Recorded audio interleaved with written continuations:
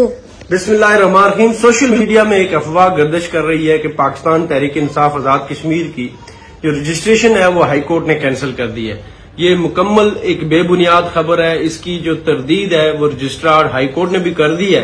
पाकिस्तान तहरीक इंसाफ एक रजिस्टर्ड जमात है और हमने अपनी तमाम जितनी भी रिक्वायरमेंट है इलेक्शन कमीशन में पूरी करके वहां से सर्टिफिकेट लिया हुआ है। अदालत आलिया ने इस बात का नोटिस लिया हुआ है कि तमाम जो जितनी भी जमातें हैं उनकी रजिस्ट्रेशन का प्रोसेस क्या है, उसमें पाकिस्तान तहरीक इंसाफ कोर्ट में बाकायदा इसका दफा कर रही है। लेकिन ये जो अफवाहें हैं ये इसलिए फैलाई जा रही हैं कि चूंकि जो एक पीडीएम का ऑपरेशन जो इस वक्त आजाद कश्मीर में जारी है, जो जरदारी साहब ने नोटों की बोरियां जो है वो वहां पे जो मुजफ्फराबाद में भेजी हुई हैं, उन पे वो उनकी जो मतलूबा तादाद है वो पूरी नहीं हो रही। वो लोगों के जमीरों को खरीदने की जो कोशिश है वो मुकम्मल नहीं हो रही।